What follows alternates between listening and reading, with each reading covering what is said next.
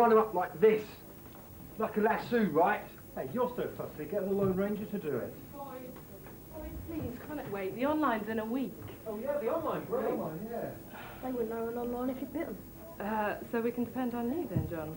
No sweat, babe. Pay 'em around later if you want some action. Lovely, John. I'll bring the milk and you can get your mum to bring the biscuits. We've got no choice. No, look, no, I'm not being ratty with you. Come on. Look, I washed my hair this morning and I can't do a thing with it. All right, then, yeah, we'll see you then. Okay, thanks. Bye. That's it, we got it. We can do the Trocadero at 10 o'clock. Oh, please, we gotta go now. What do you mean, we? Well, I made the contact, so naturally... Wait, you? In front of camera? Well, yeah. What's the matter? Has the hunchback of Notre Dame got his day off or something? Oh, yeah, I forgot Lemmy can't make it, can he? Listen, I'm the editor. I made the contact, so I do the shoot. Hang on. Hello. Potty. Oh, hi. Thanks for calling back. Yes, that's right. Yeah, we wanted to do a piece on Shadowland. Oh, Why doesn't he get his hair cut? He's so 60. Just what we need. Okay, I'm gonna go. Bye. Hey, Jake, where are they going? Got to do the beach at a trot. Well, I don't know why you're laughing. You're still here. Get on with your Space Invaders. So they went without me, did they? Off to have a good time at the Trocadero Centre in London's Piccadilly Circus. It's said to be the best arcade in Europe, and they're here to take a closer look at the Virtuality Centre. You got crutches. Oh, I'll have this one. Our intrepid reporters are here to test the latest virtual reality arcade game, Heavy Metal. We're gonna get him. Heavy Metal is an amazing game where up to 4 players can compete against each other in a full virtual reality environment. A computer city, as you can see here. Controlling gigantic robotic walkers, the aim is to knock the stuffing out of anyone you can find.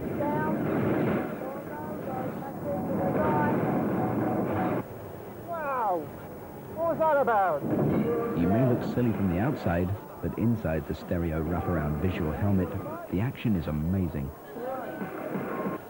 The sensations while playing are very strange. A new kind of out-of-body experience almost. Your eyes tell you you're moving, but your body doesn't. Hey, Sav, are you behind me or what? I've done it.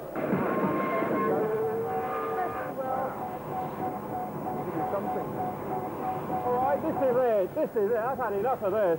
This is war. It's quite easy to get carried away. This game has real atmosphere. To play this well, you need the reflexes and scanning abilities of a test pilot. Wow, man. That was wicked. Hey, Sav, you're terminated. Next we tried our hands at VTOL, the Harrier flight simulator. You have to put money in. It won't work without money. John.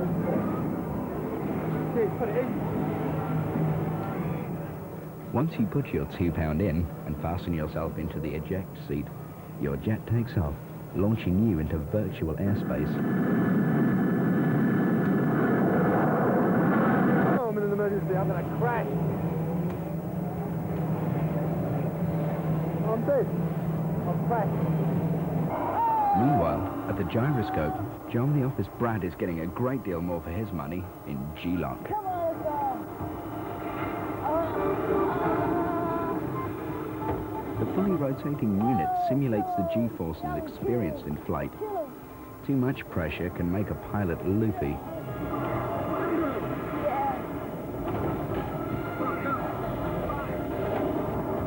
I'm going now. Yeah, he did pretty well. I've got to admit it. Yeah, 15 kills. Yeah, 15 That's not kills. bad for a beginner. Oh, here we go. Here we go. John, you look really well for me, huh? You do very well. Come on, never mind. I'm hungry. Let's go and eat. Yeah, I'll take it. Pizza. What about you, John? Yeah, pizza. Hello, this is Tony Dillon. No. Is there a Barbie? Hi, this is Tony, your editor. No. Hi, this is Tony. Hello? Hello, can you hear me? Ah, yeah, this is Tony, and this is the first review. Grand Prix. Jeff Crummond, author of The Sentinel and Stunt Car Racer, makes a welcome return to our screens with Grand Prix, the latest race simulation from Microprose. You find yourself racing on a number of tracks around the world, the main difference between them being the shape and weather conditions. Although when you drive as badly as this, all you're going to see is spinning tarmac. The controls are quite complex and give you every option imaginable. Whether you need them all is up to your individual expectations. There's an option for a faster race by simply reducing the amount of scenery, though the action is fast enough already. Aren't we supposed to be racing on the track? You can choose from one of 6 difficulty levels. You can also race against a field of drivers equal to you, although for all as bad as this, we better take up stock car racing. Grand Prix is a terrific action-packed simulation, well above standard. One thing I would like to clear up now is this. Heimdall is how role-playing games should have been done to begin with. No hexagons, no alphabetic menus, and not a hint of keyboard control. The game is based around the old Nordic legends of Ragnarok, which are far too lengthy to go into here. The general upshot is that you and your party of 5 have to save the world. Through visiting various lands, searching and pillaging, you are confronted by numerous tasks. These are to find and recover Thor's hammer, Odin's sword and Freya's spear. So choose your party wisely. Your success depends on these people. Everything about this game says enormous. There are an enormous amount of locations and a huge amount of objects to be found and utilized. All fully interactive using a mouse-driven menu system, just like this one. Of course, no warrior worth his salt is going to walk through a strange village without getting into a fight, and in Heimdall, there is more than enough strife for you to sink your sword into. Unlike most role-playing games, all combat is in real time. And if you're not sat at home now saying, wow, I want to know why. The enemies are varied, but all deadly. And if that isn't enough for you, well then why don't you keep your eyes open for the hidden traps? Get Heimdall. You'll love it. It's all yours, mate. Okay, Tony, thanks. Leave it to me. I can do this. Everything's under control.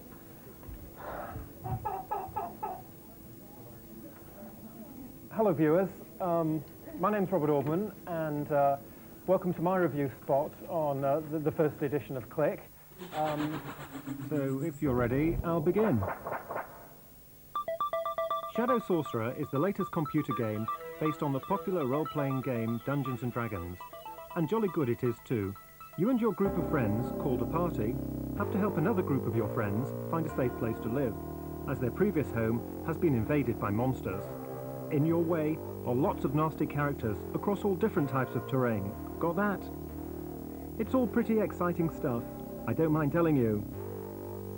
You choose your party from a large group of well-disposed heroes, although I do think it's a little unfair that you can only have 4 out of the 16 available, but it does all add to the challenge. After all, they don't want to make things too easy, do they? Especially with weapons like these. By the way, please don't try this at home. Even travelling across the fully detailed landscape can be nerve-wracking stuff. You can be attacked at any point, you know, so keep your swords sharp. I found Shadow Sorcerer exhilarating and captivating, and the large amounts of options and the detailed strategies will keep you involved for hours. This has been Robert Orgman for Click Magazine. Thank you for watching. Hey, Jason. Yeah? I thought you were meant to be coming up with some good tips.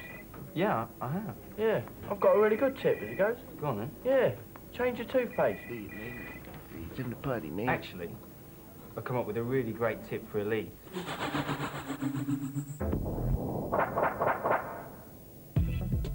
Enter Sarah on the password protection screen. When prompted, enter correct password from the manual and use plus and minus keys on inventory to alter cargo and weapons. When's the party? Jason, I've changed my top for this one. Move out the way. Friends, fans, mortals, the time has come for me to present my first review. You see, I'm not just here to educate. I'm here to entertain.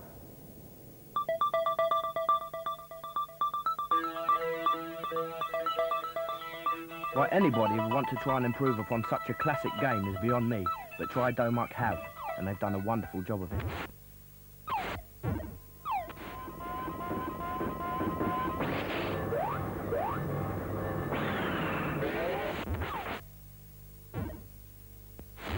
Everything you could want is here, from the classic old-level designs to exciting new ones. There isn't a facet of modern game design that hasn't been included in one form or another. There are even bonus screens, where cattle have to be rescued from incoming aliens. One of the best things about the souped-up version is that the gameplay is essentially the same. Fast-paced action all the way, with the only pauses for breath in between levels to keep your trigger finger well oiled. Surprisingly enough, despite the title, the key word is variety. With dozens of different alien types and 12 zones for you to get through, you've got your work cut out. But somehow, it doesn't quite seem like work.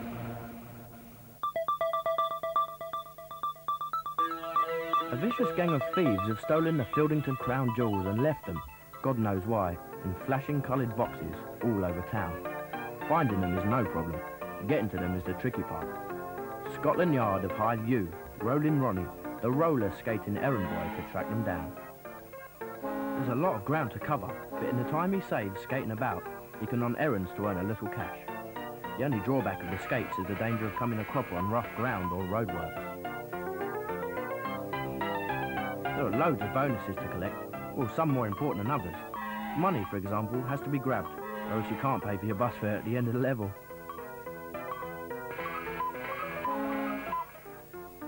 You can protect yourself against the endless stream of bad guys by throwing salami, or by using the smart bomb, a power sneeze. I like a game that finds me making excuses to come back for one more try. This is one of the best platform games I've played in a long, long time.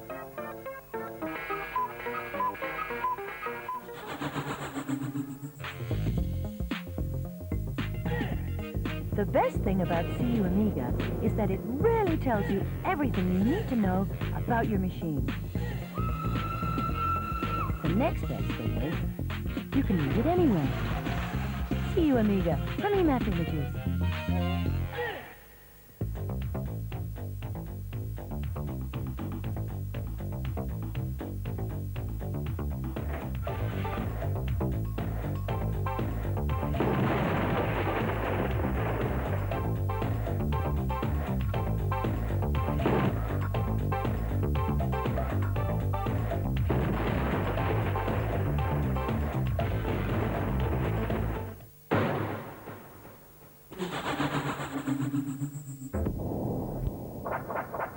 Well, unless you've just landed from the planet Mars, in which case, welcome to Earth, you'll all know that the Japanese giants Nintendo are seriously huge.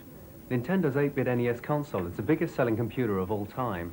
Sales of it and its software in America account for an unbelievably huge chunk of the US national debt.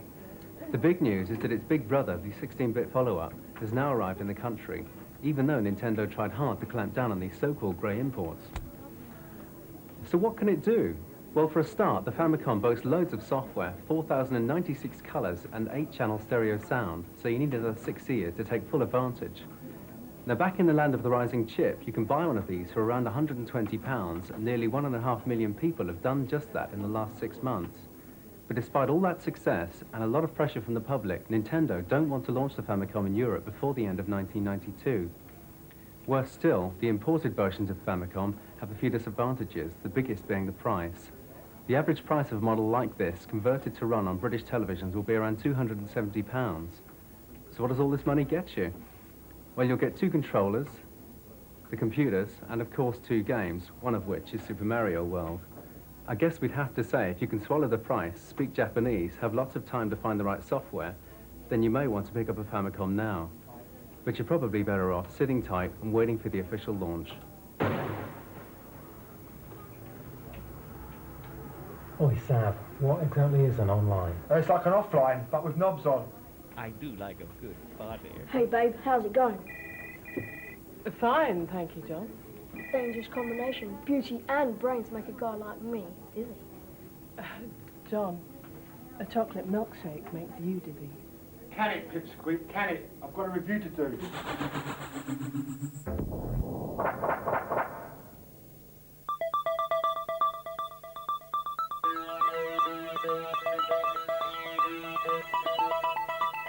It's chocks away, Ginger, as micropros make a departure from their modern combat flight simulators and strap on their goggles and flying jacket.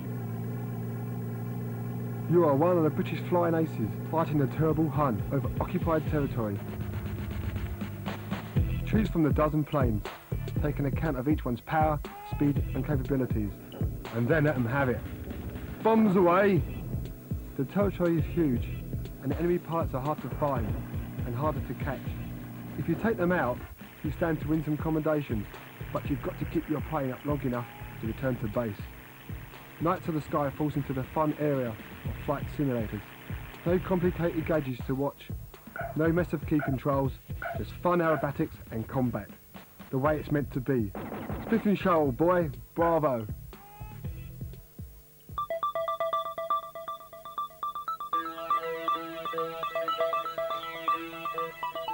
The year is irrelevant. A small, peace-loving planet has been attacked by an evil force of fighting monsters. All but 2 of the people have been wiped out. The 2 remaining are the sons of the dead king. They are the Mega-Twins. In this fairly standard arcade conversion from US Gold, you and a friend play the Mega-Twins, racing over land, sea and air, in your quest to free your homeland of the invading hordes. Armed with only your sword and a brave heart, you have to wade your way through infinite waves of attacking enemies, all very cute, but very violent with it. The game takes its cues from every shoot 'em up ever made, with influences ranging from Wonder Boy to R-Type. Basically, it's not very original.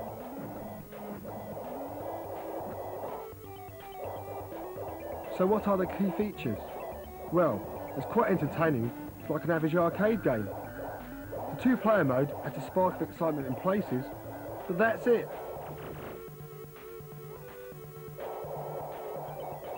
Mega-Twins is very average. There's nothing bad about it, but there's so many other games that do the same things better. And here's another tip from me, the Predator. Type in "your one ugly mother" on the title screen for Infinite Live. This month we've got hot tips for Rodlands, Magic Pockets and the Immortal. And we can give you the entire solution for Ninja Free. Try Click's new hotlines. What am I doing, Tony? This. Lord of the Rings. Jim always gets to do the good ones. But still.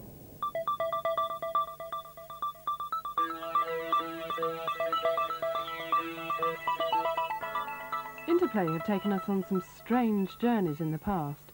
We've been through cyberspace in Neuromancer. We've listened to all 3 of the Bard's tales. And now we enter Middle-earth, land of hobbits, dragons and the magic rings, as documented by J.R.R. Tolkien. Anyone who has read the book will need no introduction, and anyone who hasn't should. The plot, briefly, is this. Frodo Baggins, a hobbit, and his 2 closest hobbit friends have to travel across the lands of Middle-earth to destroy a magic ring, which ends the power of an evil lord who wishes to take over the world. Got that? Good. The plot follows the book quite closely, with all the same locations and characters, but that doesn't mean that copying the actions of the invented characters will help you complete the tale. Interplay have more than a few twists up their sleeves. Using a simple point-and-click control system, it's as easy to get into the game as it is to load it. However, it will take a while before you really begin to make your way through the adventure. If the size of the game doesn't daunt you, then the humans in it will. Trying to port a story like this into a game format can't be easy, but full marks to Interplay for trying. An excellent job, and special credit has to go to Charles Deenan of the Maniacs of Noise for the stunning soundtrack. With England having just lost to Australia, Domark's release of Rugby, the World Cup, is well timed. The game was designed to play like a dream, look realistic, feature all 16 top international teams, allow up to 16 people to play a knockout, and have all the excitement of a contact sport. In fact, everything except make you a cup of tea at half-time. Watching the game, you might be mistaken in thinking that you were watching Anko's Kick-Off. Well, the game does have many of the same features, but they're all good ones, so that isn't a problem. For example, the game is joystick controlled. The player you represent is the nearest man to the ball, marked with a line, and the controls are simple and easy to get to grips with from the off. The game also has a number of features not common with Kick-Off. For example, This test of reflexes when attempting a conversion. Whey! Nice kick. The game is frantic, so it helps to keep a few joysticks spare during play, just in case. It's very addictive even for a non-sporting person like me. Thankfully, you're not expected to know the rules of rugby inside out to play. In short, this is rugby's answer to kick-off, and although the sport may not be as popular as football, I don't see why the game shouldn't sell enormously. Who cares if England lost when you can rematch against Australia any time with Rugby the World Cup?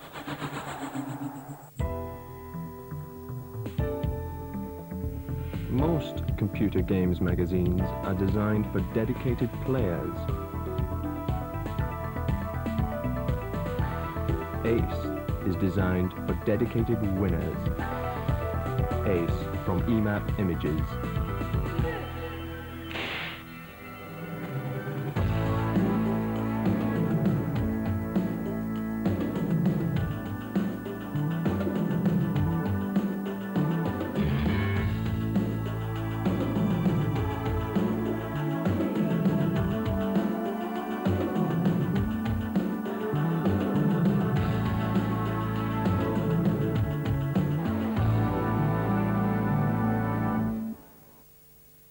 Don't miss next month's Click. This is Tech House, home of Tech London Limited, one of the country's leading developing houses. At the moment, they're working on a new revolutionary role-playing game for Denmark called Shadowlands. Now, I don't know if you've heard the hype, but I have, and I think it sounds great. I think we should go take a look at it. Now, being a development house, of course, they're working on some other stuff as well. Oh, that's interesting, which we're not allowed to take a look at. But I know there's some stuff in here. Now, I think this could be quite interesting. Now, let's keep this quiet. No, sorry, out. Oh, well, that didn't work. Still, maybe there's somebody upstairs we can talk to about Shadowlands. Follow me.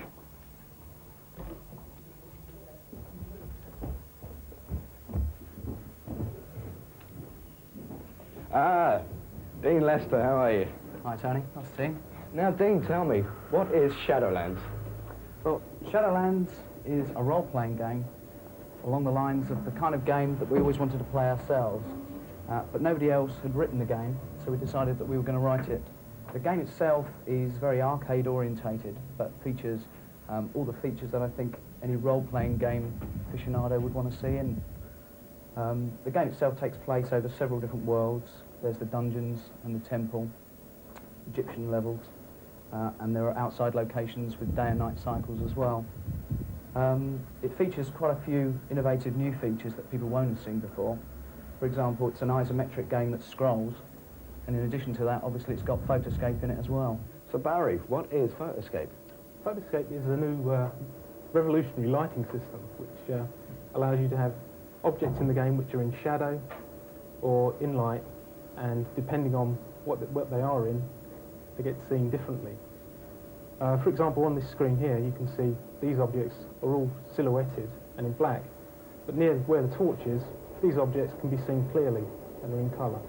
At the moment, I'm in the level editor. This lets me put objects around in different places on the screen and define relationships between objects, like what switches do, and so on.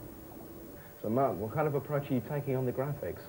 Okay, well, and as you can see here, the approach I've taken is a Japanese approach to graphics, mainly because it hasn't been done before in a European role-playing game. Main graphics have been, as you can tell, Dungeon Master, Fire the Beholder. They've all been European styles.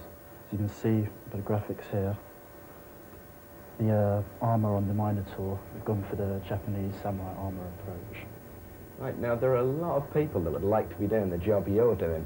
So, I mean, have you got any hints for anyone out there who would love to get into, like, professional graphic design? Well, basically, main approach is go for what I did. Get a few demo discs together, get a good portfolio together, just basic pencil sketches, and basically go around hassling as many programming houses as possible until you get the right job you want. Now you've seen how the top games take shape, how would you like to be a part of it? Send us a demo disc with your best work, graphics, coding, or sound, and we'll pass the best 20 on to Tech. The best 3 win a brand new Commodore CD TV. And there are 50 exclusive Click t-shirts for runners-up. So get your entry in by December 31st.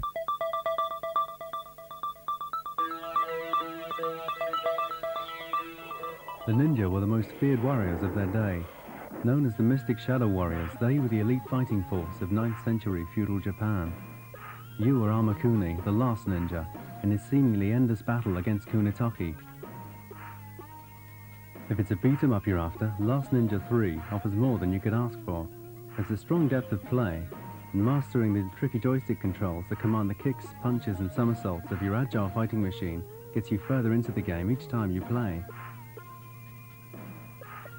Because of the adventure element of the game, it helps to make a map as you work your way past a large variety of obstacles and enemies. It will help you to avoid getting lost.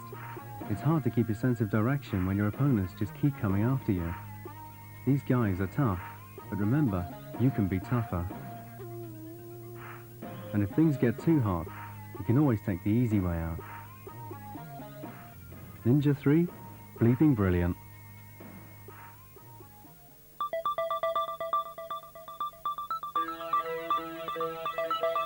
In Exile from Audiogenic, you're a fearless pilot flying home for a well-earned rest after a dangerous mission when you hear a distress call from a group of colonists on a nearby planet.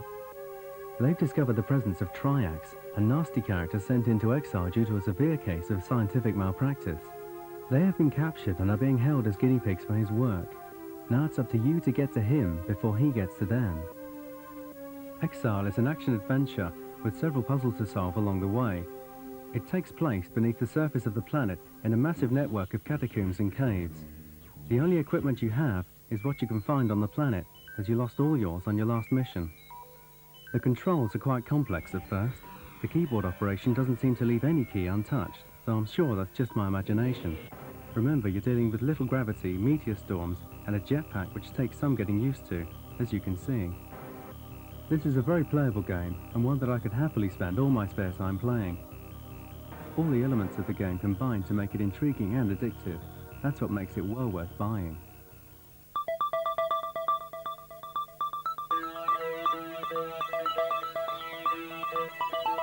The Magnetic Scrolls collection is a compilation of 3 great old adventure games: Fish, Corruption, and Guild of Thieves. What sets these apart from any other adventure games is the introduction of magnetic windows, Virgin's stunning new control system. On screen, you can pull up a number of menus and options that give you instant access to the commands you'll be using in the game. You can also pull up a series of accessory windows, including a map that draws itself, a still graphics screen, a compass which you can click on to move from location to location, and a visual inventory. There are sub-menus too that contain numerous verbs and commands, such as examine or open, that you use often. You can even change your font. Fish is my personal favourite. It's got a wicked sense of humour. Fish, Corruption and Guild of Thieves were always great adventures, but with magnetic windows they are now brilliant adventures.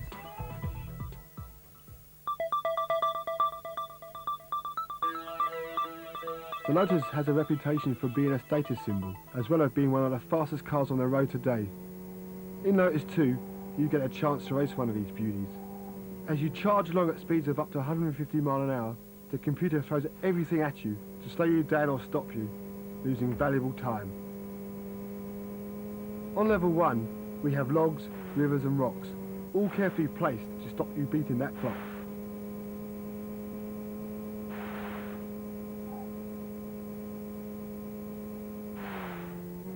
From level 2, things really start to get difficult. Night driving courses take your reflexes to the limit, as cars and bends in the road leap out of nowhere.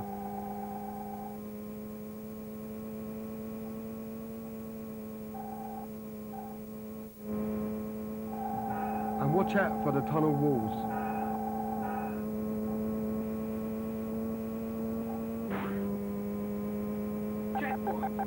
You can choose to play against a friend, or up to 3 friends if you link your machines. And the password system means you can continue your game on any level you like.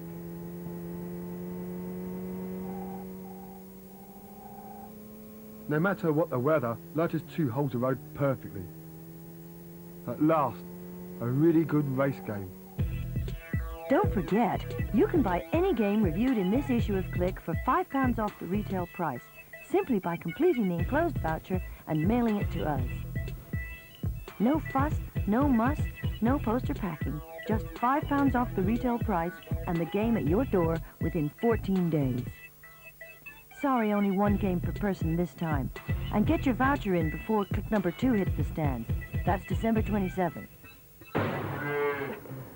Another late night for headbanging ball, Tony? No, I had an early night. I didn't get to the gig.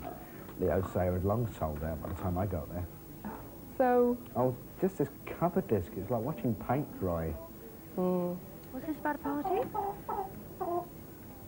Once upon a time... once upon a time, magazines had something called a cover story. Now, it's called a cover mount story. We thought it might be worth taking an objective look. Mr. Bonnie! We thought it might be worth taking an objective look at this whole area. So I got the job of buying a load of last month's computer mags.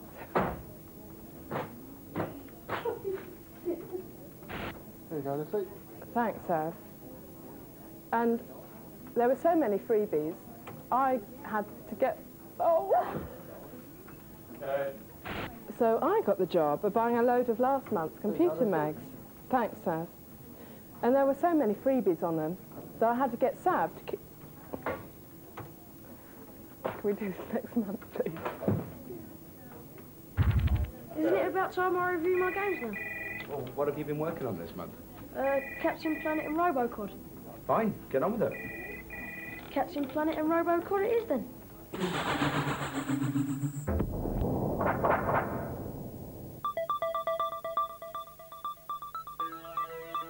There's a cartoon on Saturday mornings called Captain Planet.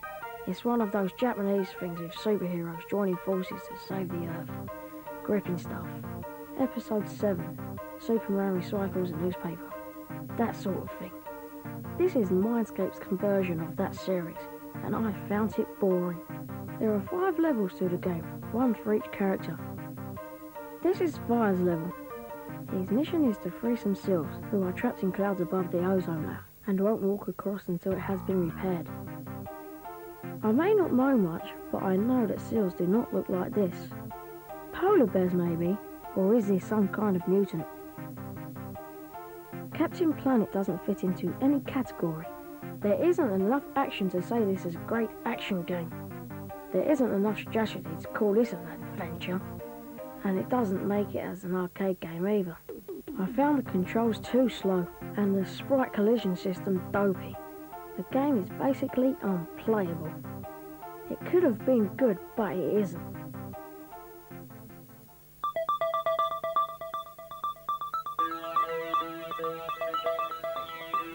Santa Claus has been kidnapped and hidden at the top of a great tower. Your task as Robocod, the bionic aquatic hero, is to find him and set him free.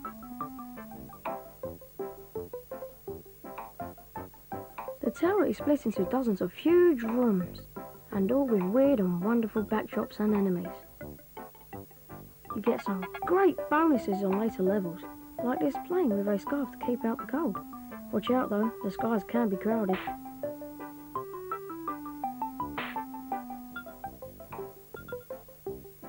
Jumping and stretching around the levels, Robo's only protection is his heavily armoured fins, and his only means of attack is his weight problem. Like all good arcade games, there are little elements of strategy. Like here, how's this for using your head? The design of the game is terrific. There are intricate mazes, hidden rooms, well-placed enemies, the lots. Robocod is really exciting. It has great sound and pictures and brilliant joystick control that makes it a lot of fun to play. We're pretty sure it'll become a classic, even with the teddy bear.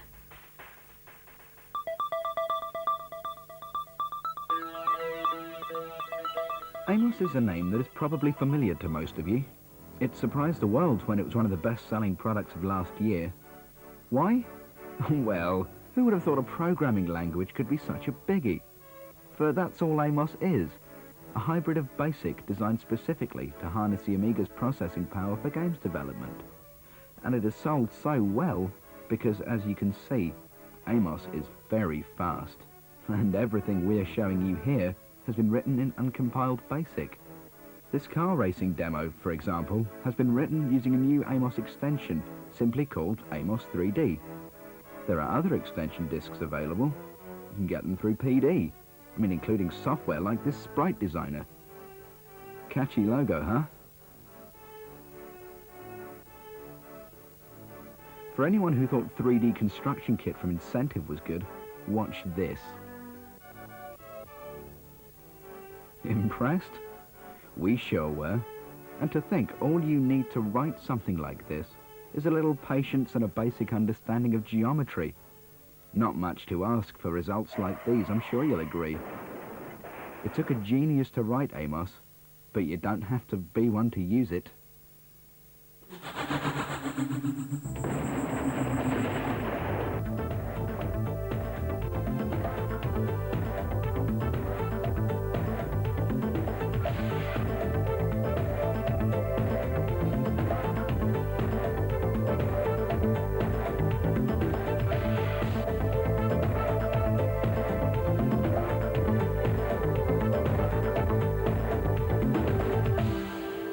Hi Games Freaks, I'm here to tell you about the only magazine that covers all the action, CMVG.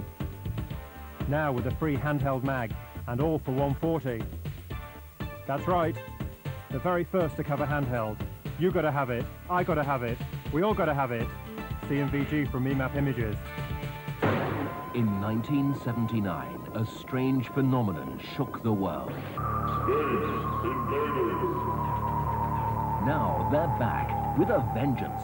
Bigger, badder, brighter, bolder and better.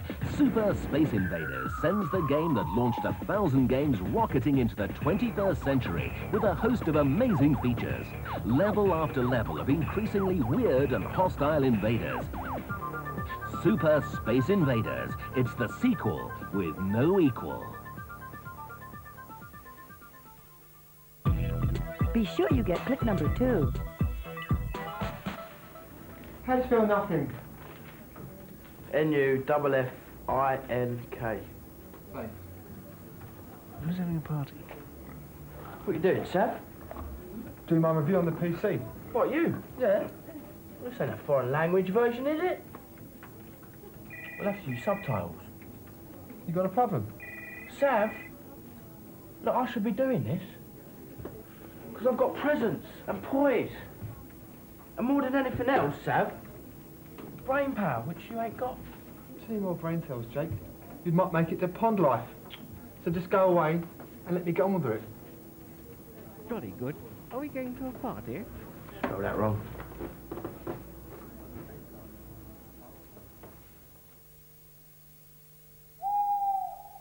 Before I got this job, I used to work in a proper office.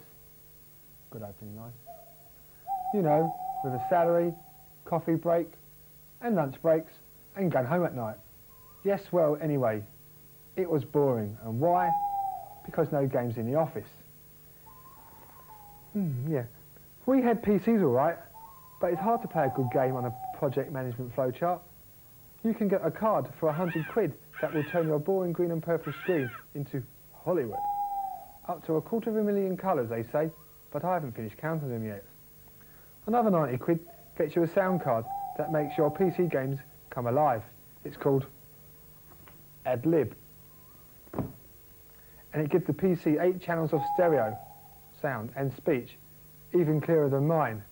It's a bit rough. Thing is, it all costs lots of dosh. For example, Amshed have just come out with a games PC with all the mod cons. But you're talking over £1,000. So it's not much cop unless you get your employer to pay for it. I like that. But there is a new CD-ROM unit out from Philips for less than £600, which can turn a well-equipped PC into a seriously mean machine, and is about the best possible option for a rich and idle. That's good. On the soft side, arcade games are coming out thick and fast, and more software publishers are including PC conversions as part of their standard development lists. Office life is looking much better with all this new gear for the PC. It might even be worth considering going back to a proper job. I don't think I will. I think I'll stay here. It's easy life, easy money. Now I'll finish, I can go home. And here's the last tip from me, Torvac. Type cheat on the high score screen, and while playing, press the fire button and use function keys to skip levels. As the sales blurb says, the MiG-29 will one day become the definitive fighter. We've seen one MiG simulation before, and now Denmark are having another try. Somewhere in South America, a military coup has taken place, leaving 20,000 square miles under rebel control. Your mission is to destroy strategic installations and take the headquarters. Basically, you need to put in a great deal of flying time to be rewarded with very little action, and the controls are pretty laborious, even for a flight simulator. I can't help wondering whether it's worth all this work, just to get this simulated kite off the ground.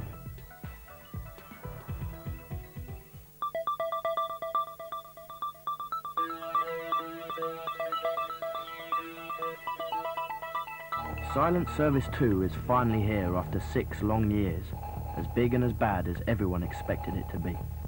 It's one of those classic games that should just be for the fans of the genre, but for some reason, everyone just loves it. As a commander of a nuclear-powered submarine, your aim, as is common with microprose simulations, is to lead the Allies to victory through a series of ever-progressing missions while ascending the ranks of power.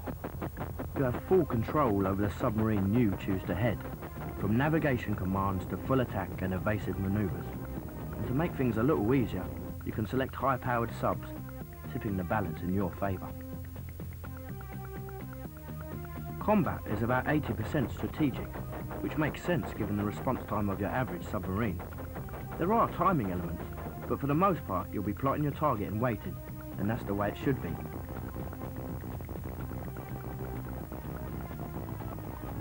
Silent Service 2 should strike a chord in the hearts of fans of the original, and it will interest others. It is an incredible simulation, with enough depth to involve you for months. This game is well recommended, especially if you like your action deep. Golf games have always had a strange attraction in the eyes of Joe Public. Not surprisingly, Microprose, the masters of the simulation world, have come up with their own offering, and wow is it good. There's a fairly high level of intricacy involved when playing golf, with things like wind speed and the lay of the land to take into account. Keen to prove that this is a simulation, not a simplified game, authors The Thought Train have given you over 20 options to play around the greens and fairways, allowing you to play left or right-handed, change the way you stand, and even choose a type of tee you use. Playing Microprose Golf is simple once you learn all the options. You use the unique map mode to determine your direction and the distance of your shot, and then switching to this action screen, where carefully timed presses of the mouse button set the accuracy of your swing. Nice shot. It's a very friendly system, but it's the learning process. You know, selecting the right club, putting just enough slice on a ball to guide it through a crosswind, even choosing the camera style that suits you best, that makes it so addictive. It's a real case of easy to play, hard to play well, and it's this progressive curve that ensures golf will stay on your screen for a very long time indeed. You may miss the odd shot, but you don't want to miss this game. With the recent spate of cutesy console-type games, it's sometimes a little difficult to get rid of the aggression working on this magazine can generate. After selecting one of these 10 bruisers, each with his own style and haircut, Final Blow lets you throw the sort of punches Tyson could only dream of.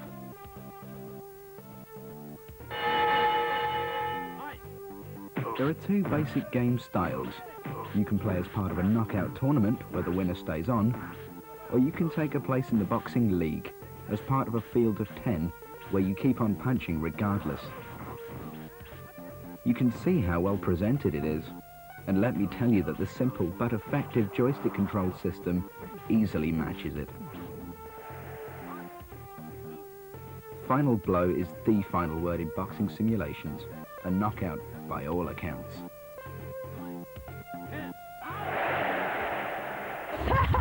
I'm up for for a bite. Look, I can't get the hang of this. You do it. Do it. Hey, I'm on crutches. What's wrong, boys, with the new thing? John, darling, come and talk to me when you've started shaving. Check. Checkmate. Never mind, we'll do double or quits on notice too. Well, it's a good show. Would have been a lot better with a lot more me in it. Well, that's the beauty of being an editor. You can make decisions like that. It's not even a punchline, really. Yes, there is. It's your teeth. Party time. Click 2 at your newsstands December 27th.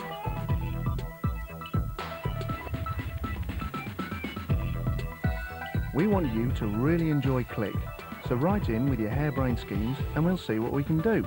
Next time, you could be a guest reviewer.